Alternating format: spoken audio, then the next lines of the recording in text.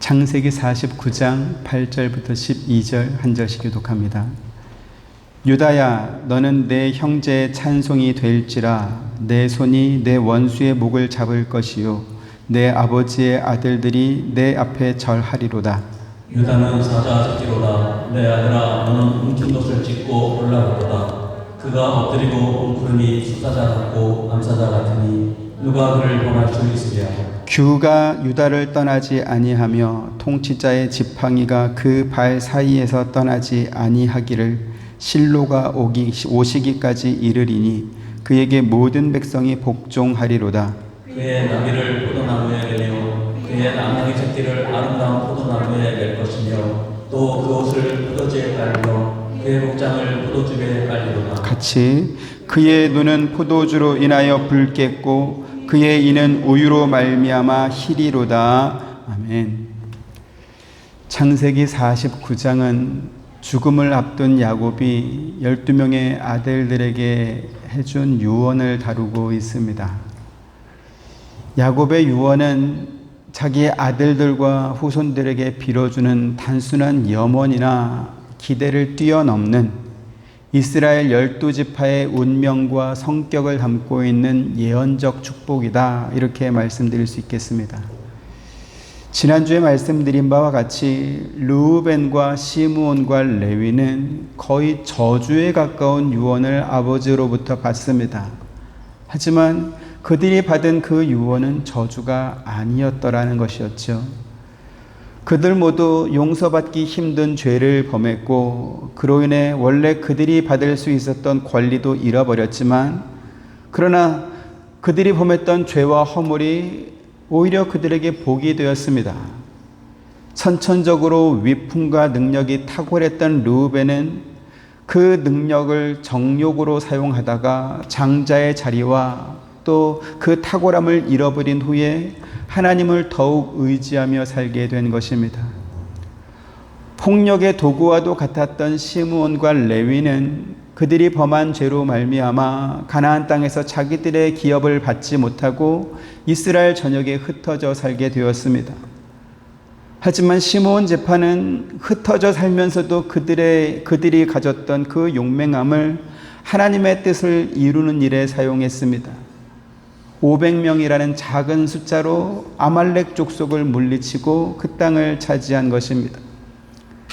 레위 지파도 여호와의 편에 서서 우상을 섬긴 이스라엘 백성들을 심판하는 데 협력했습니다. 그 레위 지파로 인해서 하나님께서 분노를 풀으셨고, 그리고 레위 지파에게는 제사장 직분을 맡기신 것이지요.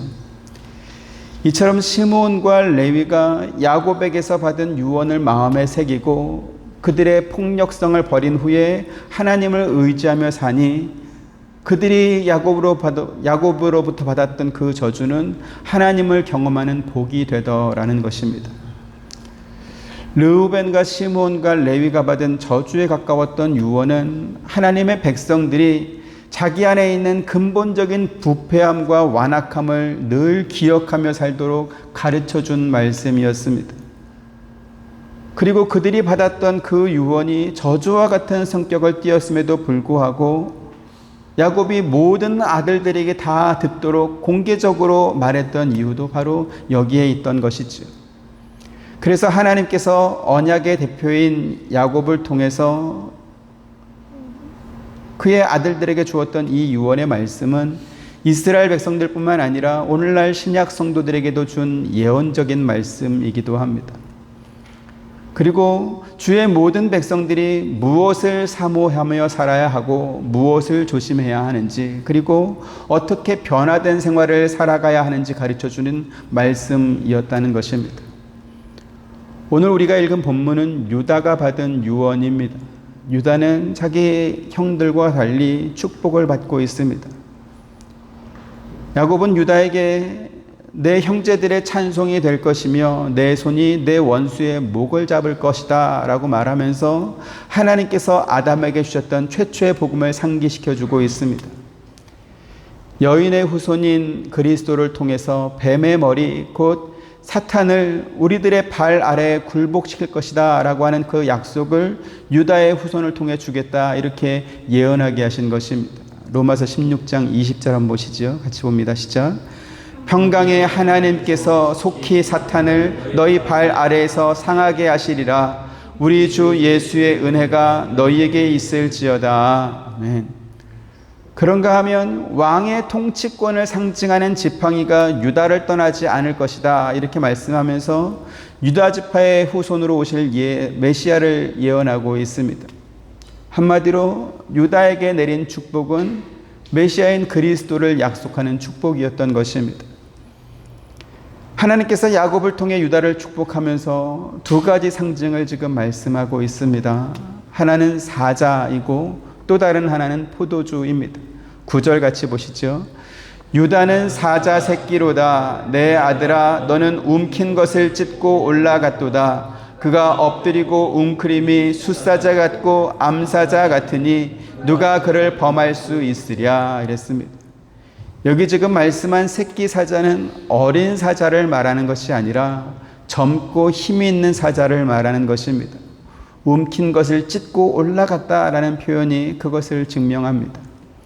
그러면 왜 유다를 가리켜서 사자와 같다 이렇게 말했을까요? 숫사자가 움켜잡고 있는 먹이를 누가 빼앗을 수 있겠습니까? 사자가 먹이를 움켜쥐면 그 누구도 빼앗을 수 없습니다. 요한계시록 5장 5절 봅니다. 시작. 장로 중에 한 사람이 내게 말하되 울지 말라. 유대지파의 사자 다윗의 뿌리가 이겼으니 그 두루마리와 그 7인을 떼시리라 하더라. 이랬습니다. 예수님을 가리켜서 유다지파의 사자라고 말합니다. 유다지파의 후손으로 오신 예수님께서 자기 백성을 움켜쥐고 모든 죄와 사망으로부터 구원하실 것입니다. 우리가 어떻게 예수님을 믿게 되었습니까? 우리가 어떻게 하나님의 백성이 되었습니까? 그것은 유다지파의 사자이신 그리스도께서 우리를 움켜주셨기 때문에 우리가 구원받게 된 것이고 하나님의 백성이 된 것입니다. 요한복음 10장 28절 보시죠. 시작. 내가 그들에게 영생을 주노니 영원히 멸망하지 아니할 것이요 또 그들을 내 손에서 빼앗을 자가 없느니라. 이랬습니다. 죄와 사망에서 우리를 구원하신 예수님께서는 마치 젊은 숫사자처럼 우리를 움켜잡고 절대로 놓치지 않을 것입니다. 그 예수님께서 우리에게 영원히 멸망하지 않는 영생을 주신다 이렇게 또 말씀하고 있죠. 그런데요, 우리를 움켜쥐고 있는 분은 예수 그리스도만이 아니었습니다. 계속해서 29절 같이 봅니다. 시작. 그들을 주신 내 아버지는 만물보다 크심에 아무도 아버지의 손에서 빼앗을 수 없느니라. 아멘. 만물을 창조하신 성부 하나님께서도 우리를 움켜잡고 계신다, 붙잡고 계신다 이렇게 말씀하고 있죠.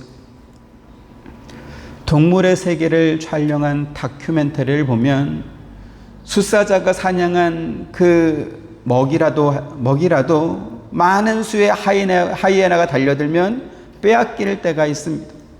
그런데요, 2마리 이상의 숫사자가 그 먹이를 움켜쥐고 있으면 아무리 많은 하이에나 떼라도 그 사자들에게 달려들지 못합니다. 왜 그럴까요? 먹는 것에 목숨을 걸 수는 없기 때문에 그렇습니다.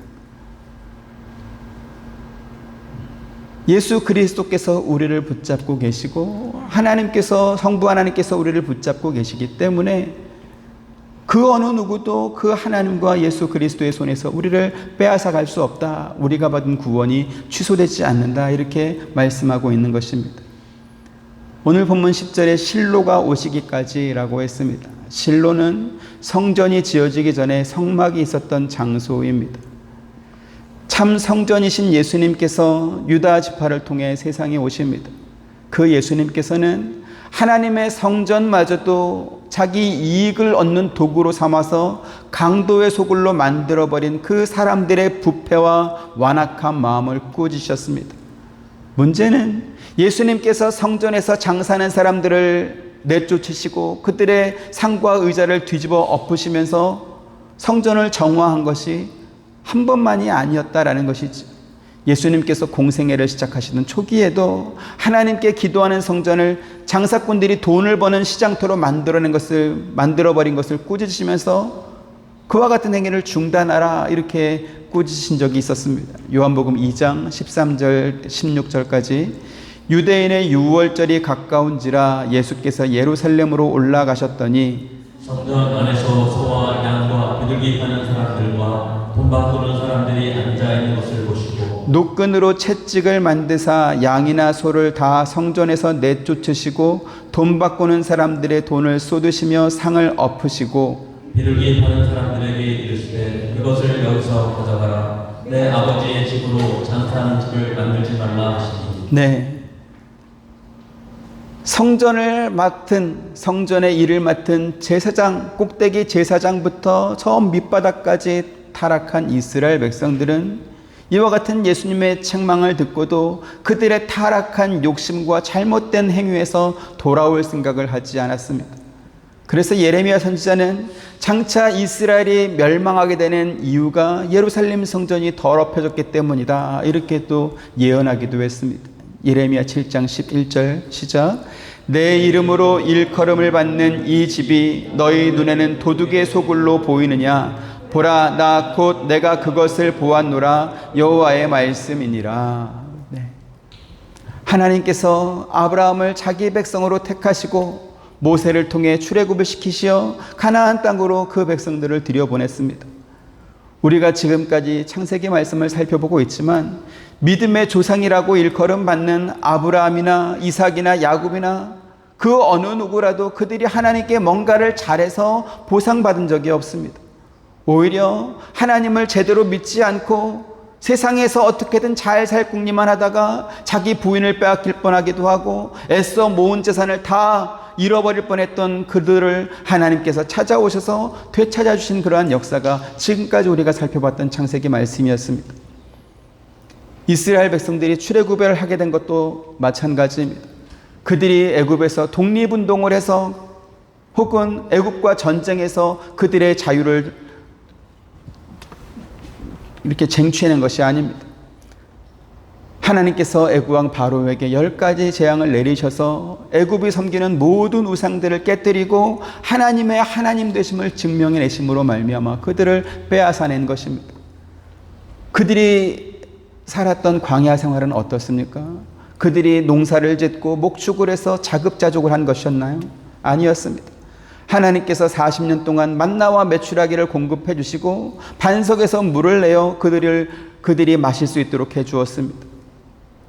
그런가 하면 아말렉을 비롯한 수많은 적군들도 하나님께서 다 물리쳐 주셨습니다. 하나님께서 이스라엘 백성들에게 율법을 먼저 이렇게 주신 후에 그들을 구원하셨나요? 하나님께서 이스라엘 백성들을 불러서 자, 내가 너희에게 이러한 율법을 준다. 그래서 너희가 내 율법을 잘 지키면 그러면 노예로 살고 있는 그 애굽에서부터 너희를 구원해 줄게. 이렇게 말씀했습니까? 또는 여기 율법이 있다. 너희가 이 율법에 잘 복종하면 내가 너희에게 복을 주고 구원해 줄게. 그렇게 했습니까? 오히려 그 반대입니다. 내가 너희를 구원할 거야. 그러고 나서 율법을 주셨죠. 그래서 출애굽기 19장까지는 하나님께서 그들을 출애굽시키시고 구원하는 내용이 먼저 나옵니다. 그 전까지 그들에게 율법은 주어지지 않았더라는 것이죠. 그럼에도 불구하고 이스라엘 백성들은 정말 다양한 방법으로 하나님을 원망하면서 차라리 애굽에 살 때가 더 좋았다 그러면서 불평하고 했습니다. 이것이 바로 출애굽기에 드러난 복음의 원리입니다. 인간이 하나님에 대한 자기들의 믿음을 증명해 보이거나 혹은 자기들의 삶을 먼저 바꿔서 그들이 구원받은 것이 아니었습니다. 세상의 다른 종교들은 이렇게 말합니다. 너의 진심을 한번 증명해 봐라. 그러면 내가 너를 구원해 줄게. 혹은 네가 비는 소원이 얼마나 진정성이고 간절한지 수치로 한번 증명해 봐라. 그럼 내가 들어줄게. 그렇게 말합니다. 하지만 하나님께서는 이렇게 말씀하십니다. 내가 너를 구원할 거야. 그 후에 너의 삶을 새롭게 만들 거란다. 이것이 바로 출애굽기를 통해서 우리에게 알려주시는 복음이고 또한 구원 역사인 것입니다. 하지만 우리가 성경의 역사를 통해서 확인하고 있는 것처럼 하나님께서 주신 이 구원의 은혜는 단번에 이루어졌지만 그러나 이스라엘 백성들의 삶의 변화는 단번에 이루어지지 않았더라는 것입니다. 굉장히 오랜 시간이 걸렸고 그럼에도 불구하고 여전히 그들의 삶은 변화되지 않았습니다. 왜 예수님께서 참 성전이 되어 세상에 오셨어야만 했습니까? 구원의 은혜를 경험하고도 하나님이 써주신, 하나님이 직접 손으로 써주신 그 계명과 율법을 받은 그 하나님의 백성이라는 사람들조차도 마치 아무것도 받지 못한 그러한 사람들과 다를 바가 없었기 때문입니다. 똑같았기 때문입니다. 누가복음 12장 47, 48절 봅니다. 주인의 뜻을 알고도 준비하지 아니하고 그 뜻대로 행하지 아니한 종은 많이 맞을 것이요, 알지 못하고 맞은 일을 행한 종은 적게 맞으리라. 무릇 많이 받은 자에게는 많이 요구할 것이요, 많이 맡은 자에게는 많이 달라 할 것이니라. 네, 아브라함의 후손인 이스라엘 백성들은 그렇지 않은 민족, 그렇지 않은 나라, 그렇지 않은 사람들보다 훨씬 더 많은 유익을 먼저 받았습니다. 그들은 출애굽하는 하나님의 기적을 경험했고, 하나님이 손으로 써준 율법과 계명을 받았고, 그들의 삶 속에서 역사하시는 하나님을 구름 기둥과 불 기둥으로 만나와 메추라기로 그들이 마시는 물을 통해서 경험했습니다. 하지만 그러나 그들은 그와 같은 유익을 누리지 못했을 뿐만 아니라 오히려 매를 더 벌었더라는 것이지. 주인의 뜻을 알고도 준비하지 않고 그 뜻대로 행하지 않았기 때문에 그렇습니다. 이것은 무엇을 의미합니까? 그가 누구더라도 인간이라고 하는 존재는 죄범하고 살다가 멸망받는 것 외에는 할 줄 아는 것이 아무것도 없더라는 것을 확인시켜 주는 것입니다. 하나님을 모르는 사람이 몰라서 그런 것은 몰랐기 때문에 그럴 수 있다 하겠죠.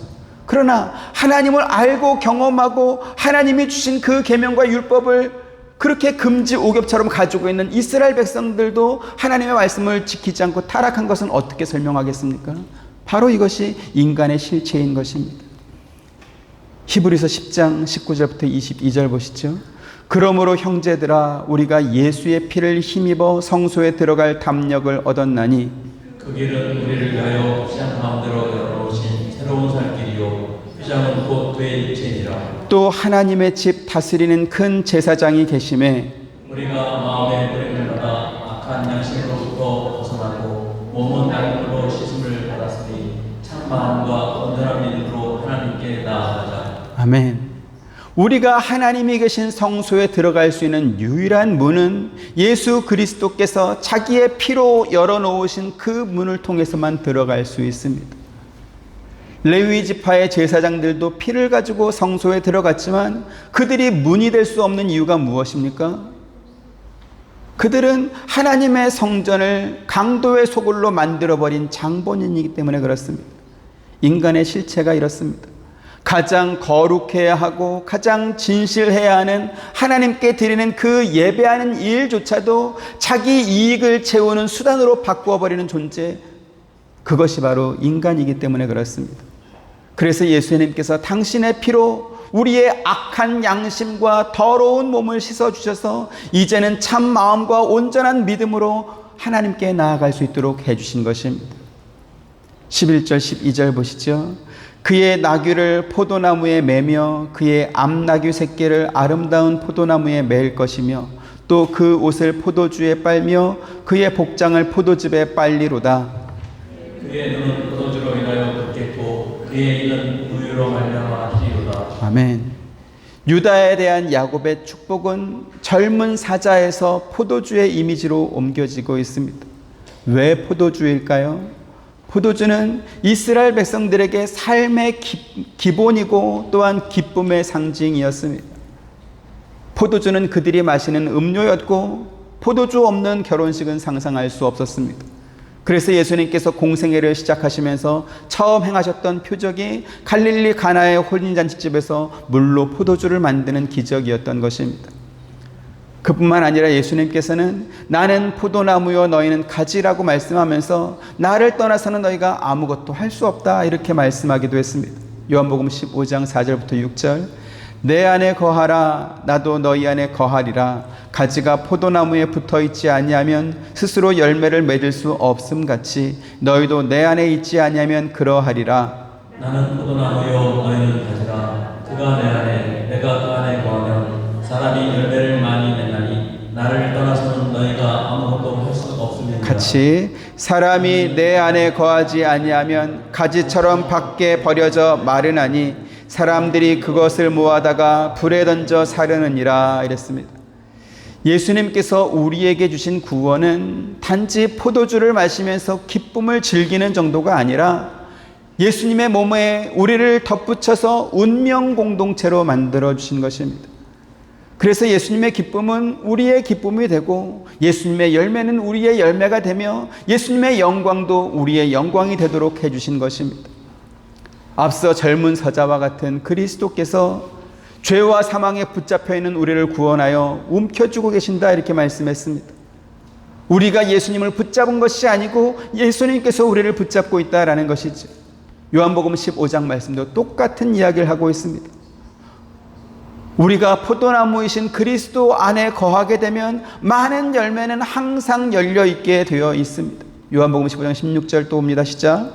너희가 나를 택한 것이 아니요 내가 너희를 택하여 세웠나니 이는 너희로 가서 열매를 맺게 하고 또 너희 열매가 항상 있게 하여 내 이름으로 아버지께 무엇을 구하든지 다 받게 하려 함이라. 아멘. 우리가 예수님을 택한 것이 아니고 예수님께서 우리를 택하셨습니다. 그 이유가 무엇이라고 했습니까? 우리에게 열매가 항상 열려있게 하기 위해서 내가 너희를 택한 것이다 이렇게 말씀하시죠. 그 열매가 어떤 열매인지 따져 묻는 것은 사실상 무의미합니다. 왜 그런가요? 우리가 예수나무에 달려있는 가지라고 했으니 예수나무가지에서 열리는 열매가 나쁜 열매일 수 있겠습니까? 무슨 열매가 맺든지 그것은 좋은 열매일 수밖에 없습니다. 왜요? 예수나무에서 나왔잖아요. 어떤 목사님께서는 이 열매를 가리켜서 성령의 9가지 열매다 이렇게 말씀합니다. 그러면서 우리가 사랑과 희락과 화평과 같은 그러한 열매를 맺어야 된다 이렇게 말씀하기도 합니다. 그런데요, 성경에서 말하는 성령의 9가지 열매는 너희는 그와 같은 열매를 맺어야 한다 혹은 너희는 그와 같은 열매를 나에게 가져와라 이렇게 요구하신 말씀이 아닙니다. 우리가 예수 그리스도라고 하는 나무에 잘 이렇게 연결되어 있으면 또는 우리가 성령을 따라 살게 되면 그러한 사람에게서 발견되는 공통적인 현상이 있는데 그와 같은 열매를 너희가 확인할 수 있을 것이다 이렇게 해주신 말씀입니다. 갈라디아서 5장 16절 17절 보시죠. 육체의 소욕은 성령을 거스르고 성령은 육체를 거스르나니 이 둘이 서로 대적함으로 너희가 원하는 것을 하지 못하게 하려 함이니라. 너희가 만일 성령의 인도하심을 받아 되면 율법 아래 있지 아니하리라. 네, 육체의 욕심을 따라 살면 성령을 거스르는 삶을 살게 될 것입니다. 하지만 성령을 따라 살게 되면 육체의 욕심을 따라 사는 사람들이 맺는 그러한 열매들은 맺히지 않을 것입니다. 그래서 성령을 따라 사는 사람들에게는 그러한 사람들에게서 발견되는 공통점이 보입니다. 그것이 바로 성령의 9가지 열매로 이렇게 제시된 말씀입니다.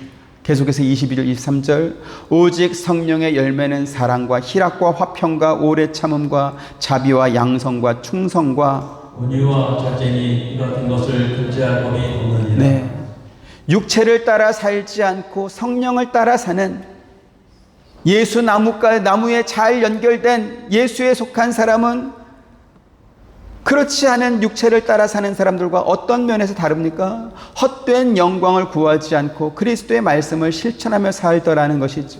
그래서 계속해서 24절부터 26절 그리스도 예수의 사람들은 육체와 함께 그 정욕과 탐심을 십자가에 못 박았느니라.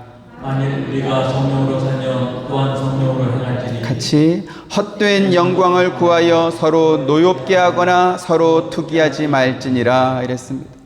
성령으로 사는 사람들은 세상의 욕심을 채우려고 서로 다투거나 시기하거나 노엽게 하지 않는다 이렇게 말씀하죠. 세상에 속한 것은 두고 갈 것, 불타 없어질 것이기 때문에 헛된 영광과 같은 것입니다. 그런데 육체를 따라 살게 되면 세상에 속한 것을 더 얻기 위해서 경쟁하며 살게 됩니다. 광야 이스라엘 백성들이 실패했던 이유, 남북 이스라엘로 갈라졌던 이스라엘이 끝내 멸망당할 수밖에 없었던 이유가 바로 여기에 있었습니다. 하나님께서 그들에게 뭔가 특별한 것을 요구한 적이 없습니다. 그들이 광야에서나 혹은 가나안 땅에 들어가서 하나님의 성전을 짓기 위해 대규모로 노동한 적이 있습니까? 그런 적 없습니다. 아니면 하나님께 드리겠다고 무슨 헌금을 어마어마하게 한 적은 있습니까? 그런 것도 없습니다. 하나님은 그들에게 세상의 가치로 표현되는 그 어떤 것도 요구한 적이 없었습니다. 하지만 이스라엘 백성들은 늘 언제나 세상에 속한 것을 달라고 하나님께 요구하고 있습니다. 민수기 11장 4절부터 6절, 그들 중에 섞여 사는 다른 인종들이 탐욕을 품음에 이스라엘 자손도 다시 울며 이르되 누가 우리에게 고기를 주어 먹게 하랴. 우리가 애굽에 있을 때에는 값없이 생선과 오이와 참외와 고추와 파와 마늘을 먹은 것이 생각나거든. 같이 이제는 우리의 기력이 다하여 이 만나 외에는 보이는 것이 아무것도 없도다 하니 이랬습니다. 그들은 자기들의 기력이 고기와 생선과 오이와 참외와 부추와 파와 마늘을 먹어야 된다 이렇게 생각했습니다. 하나님께서 주신 만나로는 충분하지 않다는 것이죠. 그러면 만약에 그들이 원하는 고기와 생선과 부추와 파와 마늘과 무슨 오이 이런 것들 참외와 이런 것들을 다 들어줬으면 그들은 만족해하면서 하나님 말씀을 순종하고 더 이상 원망하지 않았을까요? 그렇지 않았을 것입니다. 지금 이스라엘 백성들이 하나님을 원망하는 원인은 단지 먹는 것에 대한 불만이 아니기 때문에 그렇습니다. 더 근본적으로 자기 인생을 자기 마음대로 만들지 못하는 것에 대한 불만을 지금 이와 같은 음식들로 하나님께 하고 있는 것입니다. 그들이 노예로 살던 애굽에서는 인간 사회가 만든 정해진 조직, 정해진 질서, 정해진 틀이 있었습니다. 비록 그들이 노예 신분이었지만 자유를 반납하고 주인이 시키는 것만 열심히 잘하면 눈에 보이는 증거들을 자기들이 받을 수 있었다는 것이지. 고기와 생선과 오이와 참외와 부추와 파와 마늘과 같은 것들이 바로 그러한 것들입니다. 자기가 수고한 만큼 먹고 살 수 있는 세상은 훨씬 더 신뢰할 만하다. 내가 3시간 일했으면 3시간 일한 만큼 먹을 것을 얻고 5시간 일했으면 5시간 일한 만큼 먹을 것을 얻고 그래서 신뢰할 만하다 이렇게 생각한 것입니다. 그런데요, 만나와 메추라기는 하나님이 주셔야만 먹을 수 있는 것입니다. 오늘은 비록 아침에 그것을 거둘 수 있었지만 그러나 내일 또 그것을 먹을 수 있을지 없을지는 잘 모르겠는 것이지. 그리고 이와 같은 것은 광야 이스라엘 백성들뿐만 아니라 오늘날 우리의 삶에서도 똑같이 나타나는 현상입니다. 우리도 예수를 믿었고 우리도 성령을 받았고 우리도 믿음을 가지고 있지만 그래서 매일 기도도 하고 성경도 읽고 하지만 그렇다고 해서 우리의 삶이 우리 손에 의해 장악되거나 혹은 내가 원하는 대로 풀리지 않습니다. 우리의 삶은 우리가 기대하는 것과 다르더라는 것이죠. 그래서 불안한 것입니다. 하나님께서 광야에서 구름 기둥과 불 기둥으로 그들을 이끌어 가려고 하는 곳은 이스라엘 백성들의 상상과 기대로는 이해할 수 없는 막막한 곳이었습니다. 광야에서도 이렇게 살았는데 가나안 땅에서는 어떻게 살게 될까? 거기서는 우리가 뭔가 조직을 결성하고 어떤 기준과 틀을 만들어서 우리 마음대로 살 수 있을까? 거기서도 광야에서처럼 그렇게 살지 않을까? 애매했던 것이지. 불안했던 것입니다. 자기가 만들고 자기가 주도권을 가져야만 안심할 수 있는데 그런데 하나님께서 주시는 것을 먹고 마셔야 되고 하나님께서 원하는 대로 살아야 된다는 것, 이것이 너무나 불안했던 것입니다. 그래서 신명기 8장 2절부터 4절 보십니다. 내 하나님 여호와께서 이 40년 동안에 네게 광야의 길을 걷게 하신 것을 기억하라. 이는 너를 낮추시며 너를 시험하사 내 마음이 어떠한지 그 명령을 지키는지 지키지 않는지 알려 하심이라. 너를 낮추시며 너를 드리게 하시며 또 너로 알지 못하며 내 조상들도 알지 못하던 만나를 내게 먹이신 것은 사람이 떡으로만 사는 것이 아니요 여호와의 입에서 나오는 모든 말씀으로 사는 이를 내가 알게 하려 하십니다. 같이 이 40년 동안에 내 의복이 헤어지지 아니하였고 내 발이 부르트지 아니하였느니라. 아멘. 지금 하나님께서 하신 말씀이 무엇입니까? 내가 그 40년 동안 너희를 굶긴 적이 있었냐? 너희가 입었던 옷이 헤어진 적은 있었냐? 너희 발이 부르튼 적은 있었냐? 그런 적 없지 않느냐는 것이죠. 사람이 사는 것은 의외로 단순합니다. 먹고 입고 잠자고 건강하게 활동하고 이것이 전부 아닙니까? 10불짜리 햄버거를 먹는지, 혹은 요리사가 만들어준 1000불짜리 음식을 먹는지, 그 가격의 차이는 있을 수 있겠지만, 그러나 그 금액의 차이가 그 사람의 건강을 보장해 주지는 않습니다. 1000불짜리 음식을 먹은 사람은 1000불만큼 건강하고, 10불짜리 음식 먹으면 10불밖에 건강하지 않은 것입니까?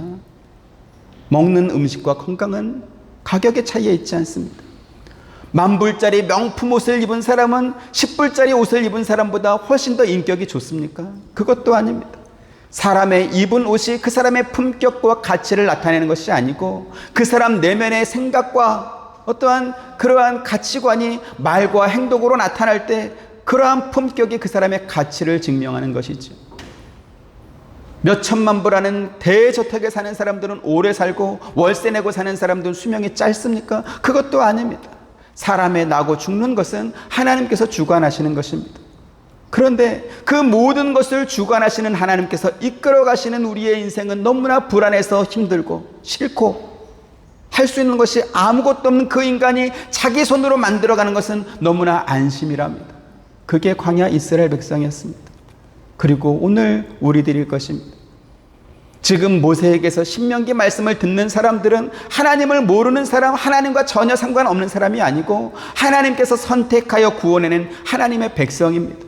하나님께서 직접 자기 손으로 계명을 써서 그들의 손에 건네준 그 자기 백성들입니다. 그런데요, 그 하나님의 백성들이 하나님을 원망하면서 하는 말이 뭐죠? 애굽에서 살던 그때처럼 우리가 만든 조직과 질서의 틀 안에서 내가 번대로 먹고 살고 싶다, 그러니까 우리를 놓아달라, 이러한 요구를 하고 있는 것입니다. 그래서 하나님께서 사람이 떡으로만 사는 것이 아니요 여호와의 입에서 나오는 모든 말씀으로 사는 줄을 알게 하려 하심이라 라고 하는 그러한 말씀을 우리가 잘 알아야 되는 것입니다. 그 뜻이 무엇입니까? 하나님께서 인간을 창조하실 때 계획하고 목적하셨던 그 뜻을 하나님께서 반드시 이루어내시는 분이시다라고 하는 그 사실을 광야 이스라엘 백성들의 40년 삶 속에서 경험하게 하시고 깨닫게 하시고 또 알게 하신 것이었습니다. 하나님은 그러한 분이십니다. 단지 전능한 신으로 사람 위에 군림하면서 자기의 마음에 들면 상을 주고 마음에 안 들면 벌을 내리시는 그러한 무서운 신이 아니라는 것이죠. 인간의 거듭된 반항과 배신과 반역에도 불구하고 그들을 용서하시고 오래 참아주시고 그들의 필요를 채워주시면서 설득하고 또 기다려주신 분, 그분이 하나님이신 것입니다. 전능하신 하나님께서 광야 이스라엘 백성들을 설득하신 것처럼 오늘 저와 여러분을 설득하고 계신다는 것, 이것이 또한 저와 여러분들에게 큰 복이고 영광일 것입니다. 우리 같은 미물이 도대체 뭐라고 창조의 주인 하나님께서 우리를 찾아와서 우리를 설득해 주시고 또 우리를 참고 기다리시겠습니까? 말 안 들으면 그냥 죽여버리고 새로 만들어도 전혀 상관없지 않겠습니까? 그런데 하나님께서는 우리 같은 사람들이라도 포기하지 않으시는 것입니다. 오히려 불꽃 같은 눈으로 지켜보면서 우리에 대한 하나님의 사랑을 증명해 보이시고 있습니다. 욥기 7장 17절부터 20절, 사람이 무엇이기에 주께서 그를 크게 만드사 그에게 마음을 두시고 아침마다 번직하시며 수감마다 달려가시나이까. 주께서 내게서 눈을 돌이키지 아니하시며 내가 침을 삼킬 동안도 나를 놓지 아니하시기를 어느 때까지 하시리이까. 사람을 감찰하시는 이여 내가 범죄하여 건들 주께 무슨 해가 되오리까. 어찌하여 나를 당신의 반역으로 삼으셔서 내게 무거운 짐이 되게 하셨나이까. 네, 욥이 죄를 범했다고 해서 그게 하나님께 무슨 큰 해가 되겠습니까? 그런데 마치 관역을 조준하고 있는 궁사처럼 욥을 쳐다보고 있습니다. 왜 그렇지요? 욥이 하나님께서 사랑하시는 자녀이기 때문에 그렇습니다. 요즘은 세상이 너무나 악해져서 자식을 버리는 부모 혹은 자식을 죽이는 부모도 많이 있습니다. 하지만 하나님께서는 당신의 자녀를 포기하지 않으실 뿐만 아니라 그리스도께서 재림하여 심판하는 날에 우리가 흠 없는 자가 되도록 그 심판 앞에서 걸리지 않도록 끝까지 우리를 지켜주신다, 그렇게 또 약속하고 있습니다. 고린도서 1장 4절부터 8절, 그리스도 예수 안에서 너희에게 주신 하나님의 은혜로 말미암아 내가 너희를 위하여 항상 하나님께 감사하노니 이는 너희가 그 안에서 모든 일 곧 모든 권명과 모든 지식에 풍족함으로 그리스도의 증거가 너희 중에 견고하게 되어 너희가 모든 은사에 부족함이 없이 우리 주 예수 그리스도의 나타나심을 기다리며 같이 주께서 너희를 우리 주 예수 그리스도의 날에 책망할 것이 없는 자로 끝까지 견고하게 하시리라. 아멘. 여러분, 사랑이 무엇입니까? 불꽃처럼 타오르는 것입니까? 내 마음을 알아주고 내 편이 되어주시는 것입니까? 혹은 함께 비를 맞아주고 바람을 막아주는 것입니까? 성경은 사랑에 대해서 모든 것을 참으며 모든 것을 믿으며 모든 것을 바라며 모든 것을 견디느니라 그렇게 말씀하고 있습니다.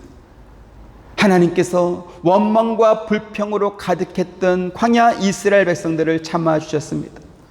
우상을 섬기고 거듭거듭 하나님께 반역하는 남북 이스라엘 백성들과 그 왕들을 견디어 주셨습니다.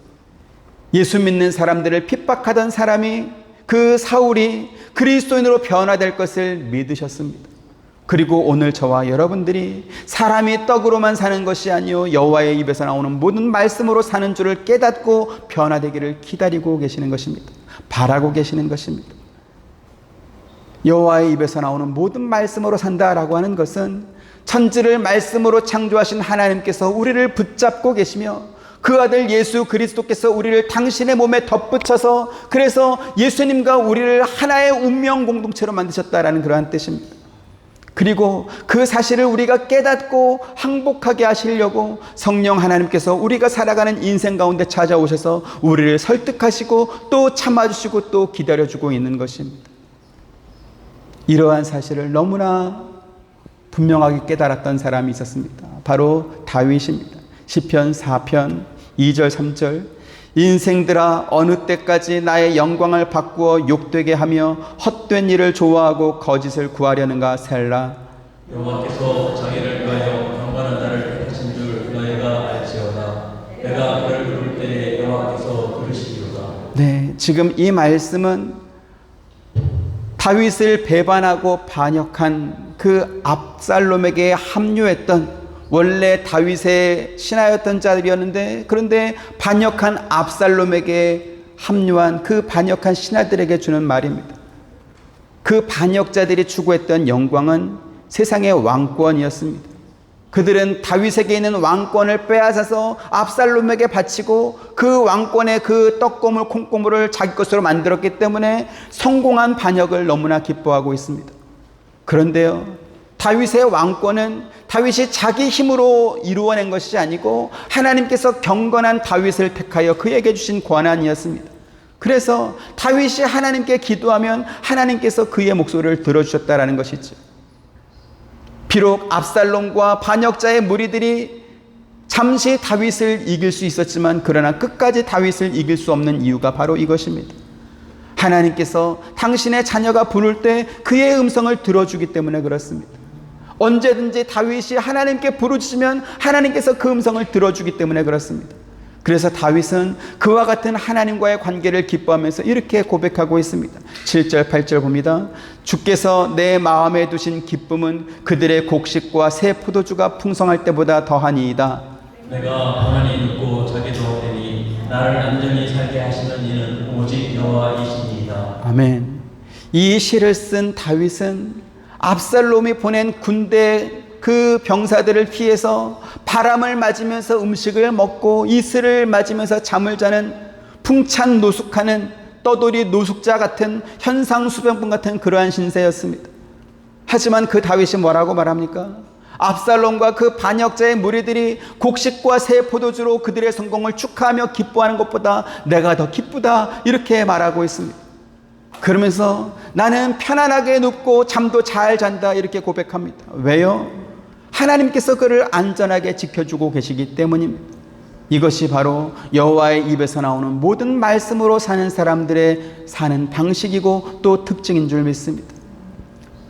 사람이 만든 성공은 그것이 그 나라에서 범접할 수 없는 유아 독존의 왕권이라 할지라도 모략을 꾸미는 자들이 반역하면 언제든지 뒤집힐 수 있는 언제든지 빼앗길 수 있는 그러한 왕권입니다. 하지만 나를 안전하게 살게 하시는 여호와 하나님께서 나를 지켜주시면 풍찬 노숙을 해야 하는 상황에서도 편안하게 눕고 잠도 잘 잘 수 있다. 다윗이 그렇게 고백하고 있습니다. 유다의 후손으로 오신 예수 그리스도께서 저와 여러분들에게 그와 같은 기쁨과 그와 같은 안전함을 주실 줄 믿습니다. 오늘 저와 여러분들이 다윗의 고백과 같은 그러한 믿음, 그러한 신앙생활을 할 수 있기를 주님의 이름으로 축원드립니다. 사람들은 참으로 악합니다. 하나님이 주신 것을 받을 생각을 하지 않고 내가 이룬 성공, 내가 이룬 성과, 그래서 내 마음대로 컨트롤할 수 있는 그 안에서 살고 싶어 하지, 하나님의 간섭을 받으면서 혹은 하나님이 주시는 것을 언제까지 기다리면서 사는 것은 너무나 불안해하는 것이지. 그것이 광야 이스라엘만 그런 것 같습니까? 오늘 우리도 다르지 않을 것입니다. 그것이 불신앙입니다. 하나님께서 주시는 만나를 먹는 것이 복이고, 하나님께서 내주시는 물을 마시는 게 복이며, 하나님께서 만들어주시는 구름 기둥과 불 기둥 아래에 사는 것이, 그것이 복입니다. 다윗의 고백처럼 언제든지 기도하면 그 기도를 들어주시는 하나님이 내 아버지인 것이 우리에게 복입니다. 예수 그리스도께서 자기의 몸과 우리의 몸을 하나로 만들어서 운명 공동체로 만들었다. 이것이 우리에게 복입니다. 이와 같은 은혜와 복을 어떠한 상황에서도 누릴 수 있고 고백할 수 있는 저와 여러분 되시기를 주님의 이름으로 축원드립니다. 은혜로우신 아버지 하나님, 감사합니다. 사람이 떡으로만 사는 것이 아니고 하나님의 입에서 나오는 모든 말씀으로 말미암아 산다라고 하는 이러한 사실을 유다의 후손으로 오실 예수 그리스도를 통하여 우리에게 다시 한번 확인시켜 주시니 참으로 감사드립니다. 우리가 하나님을 선택하고 우리가 예수님을 선택해서 믿게 된 것이 아니고, 하나님께서 우리를 창세 전부터 당신의 자녀로 선택하시고 예수 그리스도를 통하여 마치 사자가 먹이를 움켜쥔 것처럼 우리를 붙들고 계신다는 사실을 또한 성경을 통해서 알려주시니 감사드립니다. 하나님의 손에 붙잡힌 우리, 예수 그리스도와 운명 공동체인 우리가 되어서 그 하나님의 보호와 인도하심을 따라 사는, 또한 그 안에서 누리는 기쁨과 감사가 넘치는 신앙생활을 하도록 우리를 더욱더 붙들어 주옵소서. 예수님의 이름으로 기도합니다. 아멘. 지금은 우리 주 예수 그리스도의 은혜와 하나님의 크신 사랑과 보혜사 성령님의 감화감동 교통하심이 주의 말씀을 붙들고 살아가는 사랑하는 모든 성도님들의 머리 위와 가정과 생업과 하시는 모든 일들 가운데, 특별히 우리 어린 자녀들 가운데 지금부터 영원토록 함께 있기를 축원하옵나이다. 아멘.